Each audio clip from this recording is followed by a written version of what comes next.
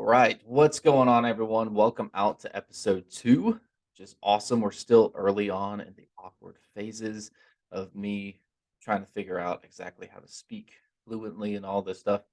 It took my last show a couple months before I really got the feel for it. So if you're listening to this, good on you. We're still going to have some valuable information. It may just be a little awkward for me to say it because I'm not super used to talking um, in this particular topic. But today we're going to be talking about Psalms 126, 5 through 6. And this is one of those ones where I think that there's probably multiple meanings to it. And I might not even have the right interpretation of this. I may be completely misinterpreting this. I probably am. That's fine though, because I think that it still does add some value. And I got kind of excited when I reread it. I happened to be going through a phase where struggling to forgive somebody. And this particular verse stood out to me. Like, this is just the struggle that's on my mind. This is what jumped out at me. It's like, oh, this is actually a good example of this. So the verse is, those who sow with tears will reap with songs of joy. Those who go out weeping, carrying seeds to sow, will return with songs of joy, carrying sheaves with them. So I think the basic interpretation of that is kind of straightforward.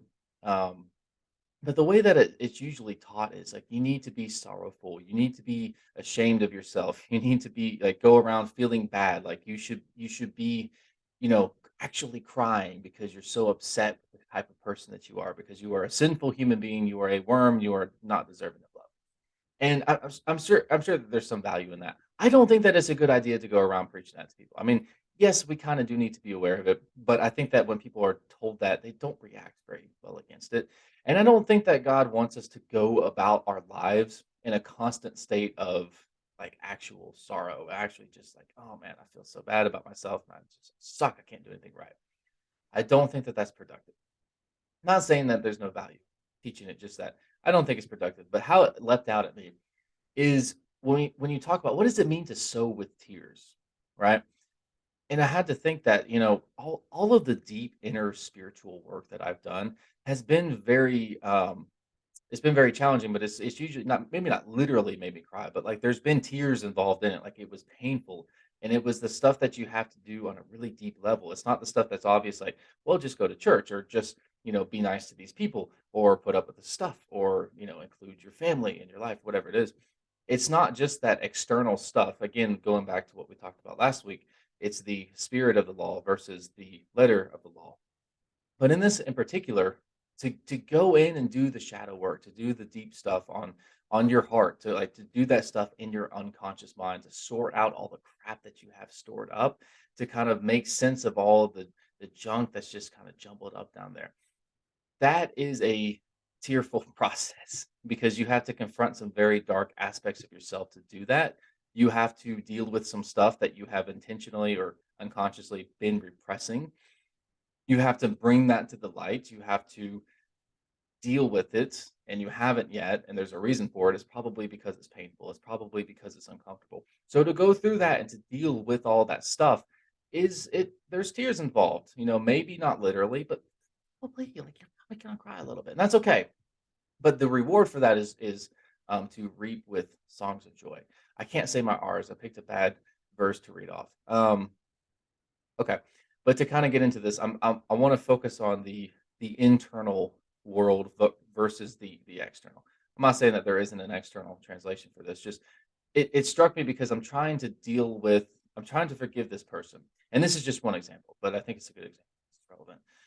I'm trying to forgive this person, and I'm finding that it's not as simple as just, "I say I forgive you," right? Because I can say that, but I still have the emotion, the negativity of anger, of hurt, of indignation, fear, all this other stuff.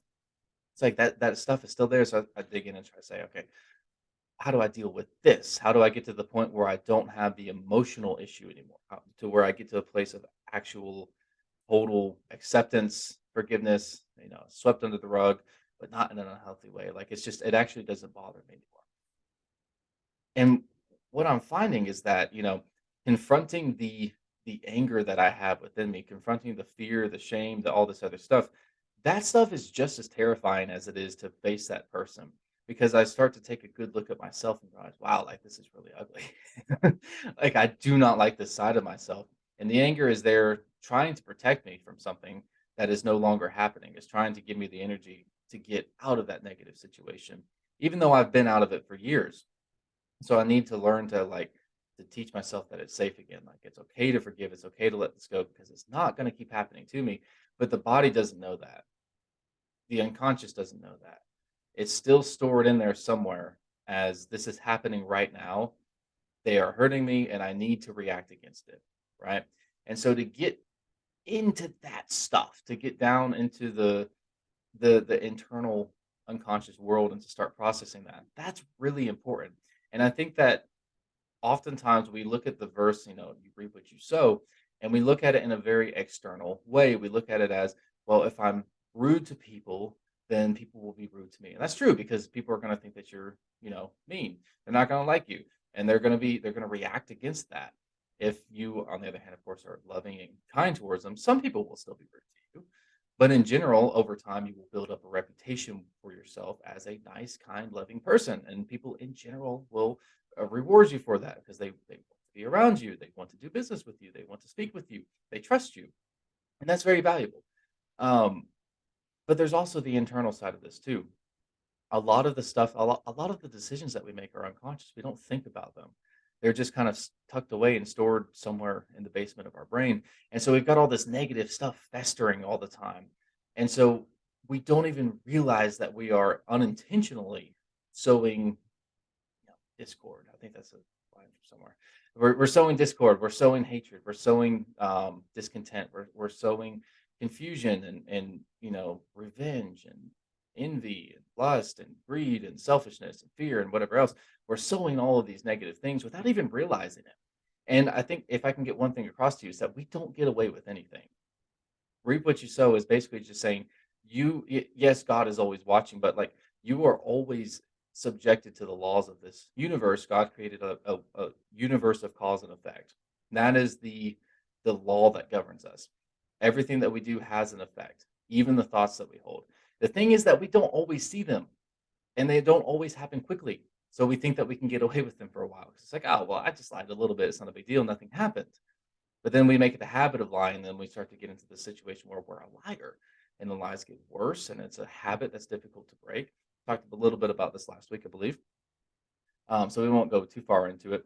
But the point is that getting down to that place where we're confronting our demons, we're confronting the stuff that we have inside of our head. It's very disconcerting. It's terrifying, and it's absolutely necessary. If we only look at the external stuff, it's like, hey, my life is happy. I have the right partner. I'm in the right place, whatever. But you're not letting God work on your heart. You're not confronting the monsters that you're trying to hide from. You're still going to be sowing those same negative, toxic seeds everywhere. Okay. And so I think that this is very important. And a good example of that is like nobody ever decides they're going to just blow up and scream at somebody, right? Nobody decides that they're just going to go cheat on somebody. Nobody decides that they're going to make an incredibly selfish decision to benefit only them at the expense of those around them that they love. Nobody makes that decision. What they do is they harbor the thoughts that lead to that. So they start off with fearful thoughts, which lead to the selfishness. They start off with lustful thoughts, which leads to the cheating. They start off with the angry thoughts, the indignation, well, the pride, the ego, whatever else. And it escalates over time because we don't get away with those individual things. And so I think that this verse stood out to me at least. Reap with tears, or excuse me, sow with weeping and reap with joy. Is that to get to the point of releasing all of this stuff, to get to a point where we're actually doing the spiritual work and not just showing up at church, not just reading the Bible, but we're actually looking like, how does this really apply to me? How can I let this sink in and saturate my heart in a very productive way? How can I let this get down into the essence of everything I do? How can I bring the spirit into the law instead of just blindly doing the stuff, doing the things? Okay. Galatians 6:7 says that whoever sows to please their flesh, excuse me, from the flesh will reap destruction. Whoever sows to please the spirit, from the spirit will reap eternal life. So again, the constant battle between spirit and body, spirit and flesh. however you want to say it. So, for example, in this particular case of I'm trying to forgive somebody, I want to forgive them. I want to just let it go, but my flesh, the body, the unconscious brain, which is different than my soul, is still. I think that the personality is me. It's not me. It's partially a living organism that I am, using to live in this world, but it's got its own agenda. It's got its own thing going, and it's afraid. It's worried that I'm gonna get hurt again. It's worried that this person is gonna still do something to me if I'm not ready for it, I'm not prepared for it, right? So it's tensed up. And the thing is that I didn't know this. This came to my awareness recently, and I realized, wow, like I've been holding on to this for years. This is crazy. And I look at the way that it's affected my relationships, with like across the board, with just how I interact with people in general.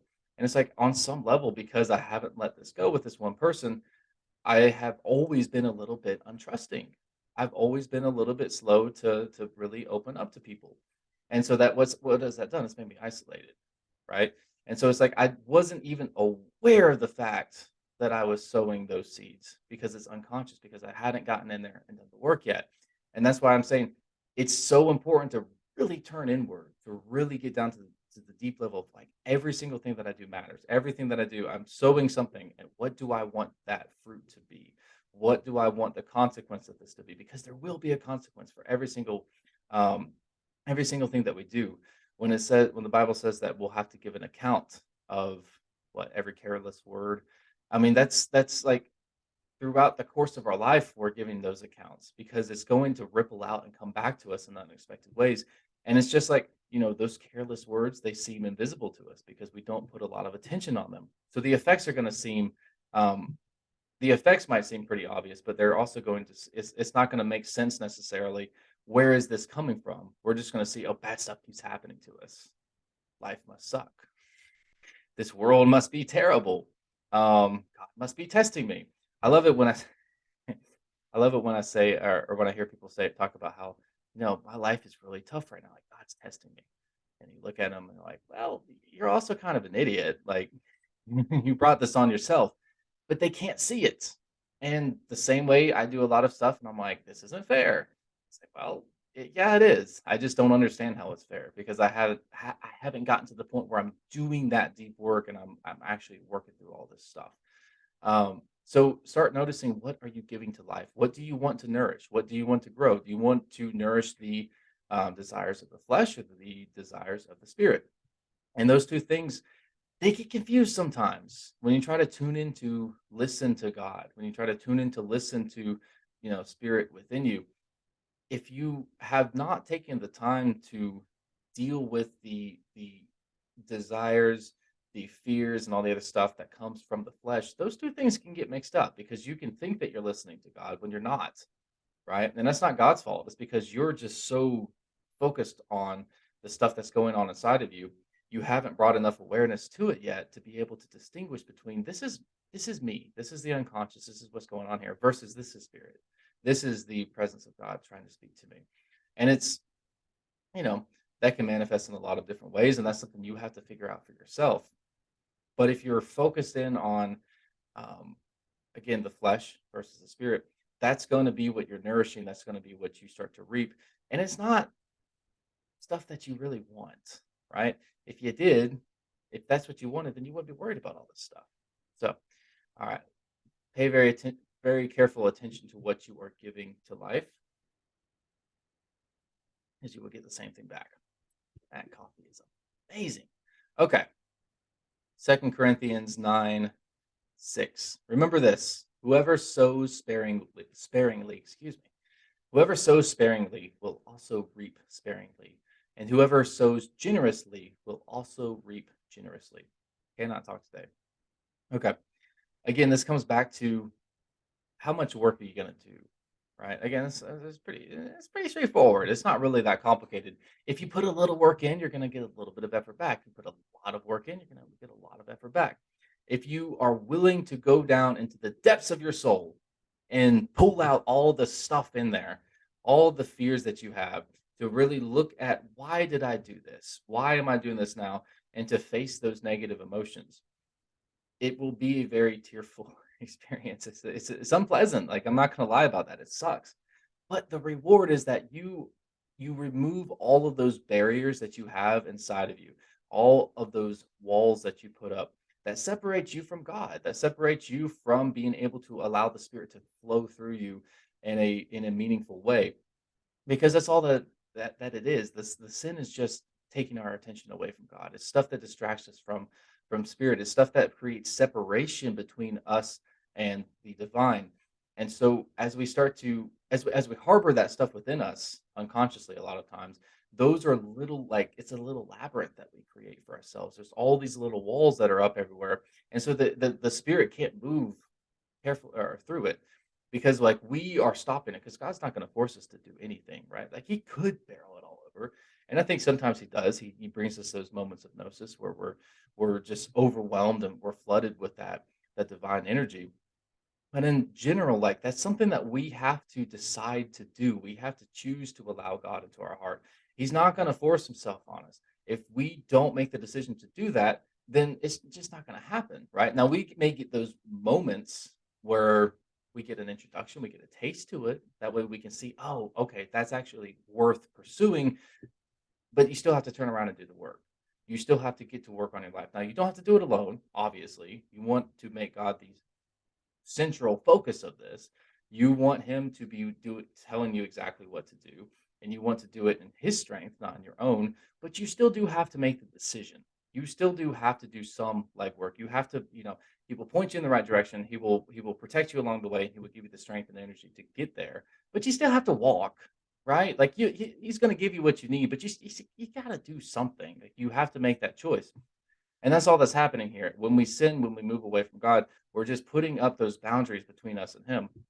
And it's unconscious, like I said, a lot of times. So to get to the bottom of it, we have to make a choice to really dive in deep and to figure out what are the seeds that we have already planted.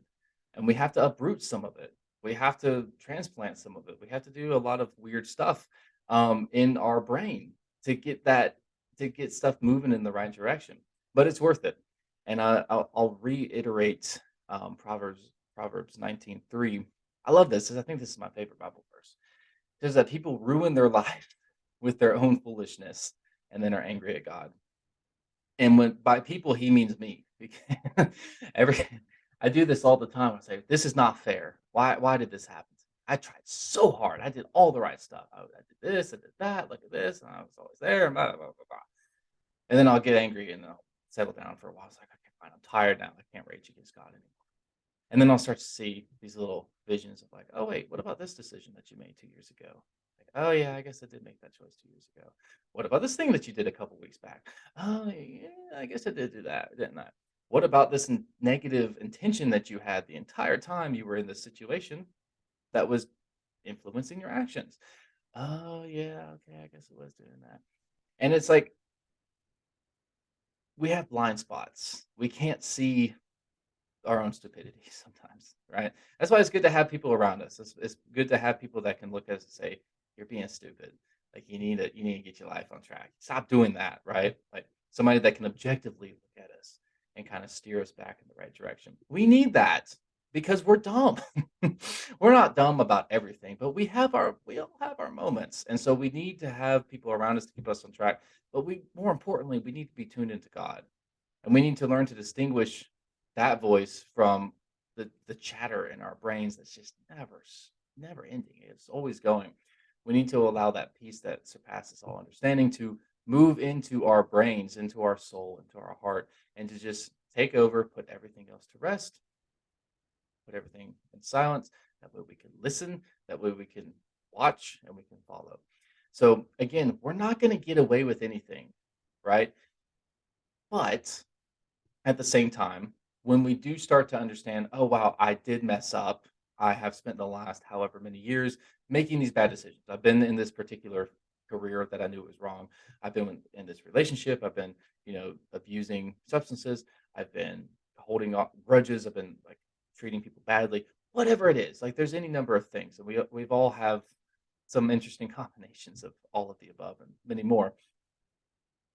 The forgiveness side of things, the grace side of things, when we admit that we have been on the wrong path, when we confess that, when we really start to see like, wow, this is a separation that I have put up. And this is something that I've taken my eyes off of God. I've been moving in the wrong direction. To feel that in like that may be an actual sense of like to sow with sorrow is when you have those moments of like, wow, like I did mess up. This is stupid. This is bad. I was doing the wrong thing. Like there's no excuse for it. I was wrong for this. And I spent years doing this stuff. When we admit that and we ask for forgiveness and we repent, we turn, we stop doing that stuff, we don't necessarily have to suffer all of the consequences of all of that, right? That's the grace, that's the forgiveness. Now, we may still have to suffer quite a bit of it, right? As far as the eternity side of things goes, we're good, right? Like our soul is washed clean. The body, the physical may still have to suffer some consequences, but again, that same grace still extends. We may be saved from all of that. Now, how much and from exactly what depends on your situation, depends on God. I have no idea. It's different. There's certainly some things that I should have been punished for that I don't feel that I was. I'm very grateful for that. There's some things where I repented, I apologized, and I have never gone back to it, and I'm still dealing with the ramifications. So it depends. I have no idea. I don't have a simple answer for you there. I do know though that I am to blame somewhat for it. And I do know that God has protected me and that he has kept me from dealing with an undue amount of repercussions, right? Because there's some things that could have really screwed me up and then it didn't, right? So it's like, yes, I tried to avoid the punishment as much as possible. But at the same time, you have to understand that, well, I made this decision. And part of that is that I have this stuff that I'm struggling to forgive this one person, right? And that anger has been poisoning me for years. That sense of betrayal, that sense of hurt, the shame that's involved in it, like my weakness at not being stronger for allowing it to happen. And all that stuff has been festering, and like I've been sowing those seeds for however long. Just like yes, there's still consequences for that, and so that represents a new stage of the journey. Is like I got out of that situation years ago. I've made it a point to not go back to that stuff anymore, to not be around those people, to not be in that environment, to not be that person. So I have repented, but I also was doing it externally, right? Now I've gotten to a point where I can dig in a little bit deeper and look at the internal stuff. And that's something that we all go through. We're constantly getting to deeper and deeper levels of like, okay, I stopped doing this thing however many years ago. I got away from that person, got away from that environment, got away from that behavior, that activity, but I still have like these bad habits. I still have this human weakness stuff that's going on down there. What do I do about it? And that's the process, and invite God into that. Ask him to work on your heart. Ask him to change your heart. Ask him to be the one that propels you forward in that. Um, and I'll read from what is this? Mark 11 25. Well, in a little context here, he's talking about how this is where he's talking about how your faith can move mountains. You ask God to do something for you, and like He will if you have faith. And he ends that with saying, "But when you are praying, first forgive anyone you are holding a grudge against." So it's like as you're asking for all this stuff that you want, as you're praying for things to happen a certain way, if you are holding the grudges against somebody, if you are holding grudges against anyone, like you've got to deal with that stuff, right? And it's hard. It's difficult. There's no denying that. We are going to struggle to forgive other people, ourselves. We're going to struggle to let go of those impulses, those earthly inclinations that we have towards fear, lust, greed, sympathies of, you know, stuff that is not good for us. We're going to have those things that weigh us down. We're going to struggle with it, but God's grace will make up for our weakness if we allow it to. If we start to remove those boundaries, and those that we start to tear down those walls. But we can't take them down while we're insisting on holding them up for other people. We can't say, okay, God, working like help me deal with my stuff, but I'm not gonna remove those boundaries from other people. I'm still gonna be mad at this other person, right? And it doesn't mean that if we don't instantly find our anger dissipate, that we're, you know, not gonna be taken care of. But it does mean that we have to make the decision to start working on ourselves in that way, to start sowing those seeds. Galatians 3:28 says that we are all one in Christ. And so what that means is like any separation that we put up between ourselves is analogous to us putting up separation between ourselves and God. right? Because if we're all one in Christ, but we're like rejecting the community, we're rejecting other people, we're saying, well, that person doesn't deserve my grace, they don't deserve my forgiveness, whatever. Like what's actually happening there is we're creating hell inside of our own head, right? Because it's not directly affecting them. We're imagining a situation with them in it, and then we're stirring up negative feelings about that. And it's just we're torturing that mental projection that we have of this person, but that's us. Like that's our brain. The same way like if you have a dream, like the nightmare is also you. So you can't like I hate that dream character. It's like, well, that's you. Like your brain is making that. Right? So if we're in opposition to other people, then we're also in opposition to God. Now, obviously, there's don't take that too literally in the sense that like we can't disagree with people, and in the sense that if we're holding grudges against one another, if we have negative intention towards one another, then that's something that creates separation amongst us and therefore between us and God as well. One thing that has stood out to me, we're almost done. Make some more coffee. One thing that has helped me in this, there's a few things that's helped me, but one thing in particular is understanding that as upset as I am with this person, they are subjected to the same laws that I am. So they're not going to get away with anything any more than I'm going to get away with anything. So I may not see what happens to them, but they have negative consequences for it, right?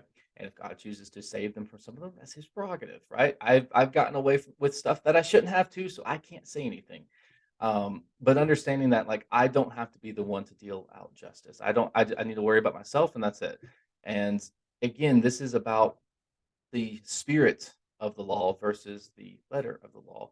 Understanding that it's not about okay, I'm not murdering this person, but it's not okay to harbor negativity towards them because that's what Jesus. We talked about that last week when Jesus said, if you harbor the anger in your heart, if you harbor that, like it's still just as bad. You're still sinning. Just because you didn't kill them doesn't mean anything. Just because you didn't cheat on somebody doesn't mean that looking lustfully at somebody isn't just as bad. Well, I don't know. Anyway, that's the point of it again there. And then I'll close off with Ephesians 2:14, for he says, or excuse me, for he himself is our peace, who has made the two groups one and has destroyed the barrier, the dividing wall of hostility by setting aside in his flesh the law with its commands and regulations. His purpose was to create in himself one new humanity out of the two, thus making peace, and in one body to reconcile both of them to God through the cross by which he put to death their hostility. So again, we are all one in the sacrifice on the cross. He, symbolically nailed the human weakness and sacrificed it, right? Put to death all of that hostility, right? Now, does it mean that it magically went away? No. It means that when we turn towards Christ, when we turn towards that guiding spirit, that message, that understanding of harmony between all of us, that will pervade our awareness, our essence, our being, without us having to try. We just have to align ourselves with God's will. We have to align ourselves with that divine spirit that is already existing inside of us. We just have to tune into it. We have to learn to do the deep work. We have to sow the correct seeds. We have to nourish the things that we want to grow, the things that we want to have produce fruit, and allow everything else to take care. The battle's already won. It's already been done. The thing that needed to happen has happened, right? The crucifixion, the resurrection, all that has already happened. We have to allow ourselves to go through the same journey, go through that same sense of sacrificing the human aspects of our lesser nature so that we can be resurrected in a new spiritual life. Thank you for listening, guys. Good luck.